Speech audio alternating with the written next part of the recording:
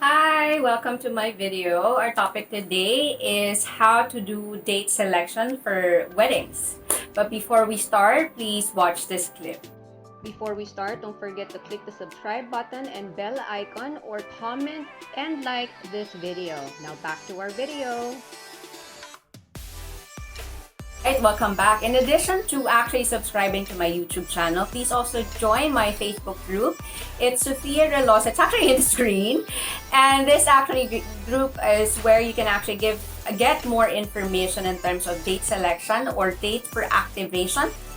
For the sun star or the auxiliary stars and so on and so forth. And in addition to that, all the information that are much more in-depth in terms of my video that I provide through YouTube is further enhanced and discussed during or in this Facebook group.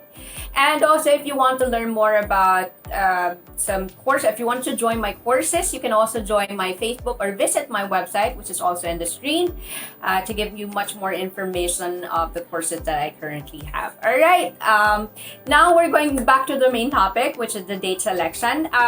These steps that I'm actually going to give you are the steps that I actually use for wedding dates, and you can also use this for opening business or any significant event that you may want to do ahead of time, and you would like to actually have a jump start in terms of a date selection. Okay, so the date selection, timing is everything when it comes to Chinese metaphysics.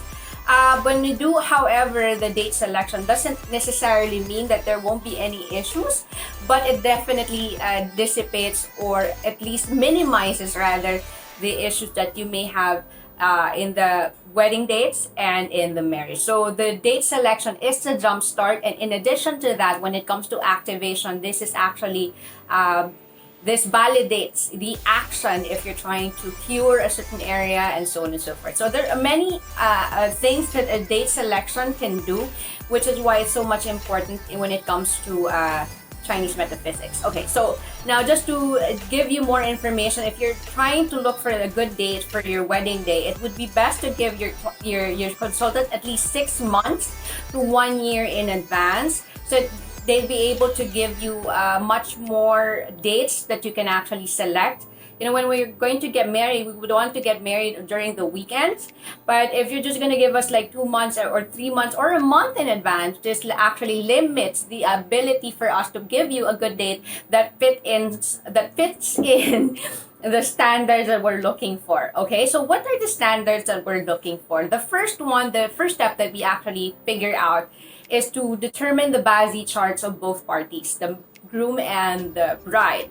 And then from there, we will be able to find out what are the personal breakers, if I may say, this is actually the term that's being used, the personal breakers for each individual in terms when we're looking at the Feng Shui calendar. And then from there, we're going to select the year breaker. We're going to cross them out because these are bad dates and you don't want to do anything significant during the year breaker, the month breaker, especially the month breaker, because it's much more dangerous, or it's the effect is much more stronger than the year breaker. And next is the day breaker. How do we actually figure that out is through the selection of the hours. So when we're looking at the day breaker, we have to find the hour that doesn't clash with the energies of that day. Okay, so by crossing them out, the next step is we're going to look at the 12 officers. Preferably when it comes to the day for the wedding days, we would like to select the open days, the success day, and the stable day.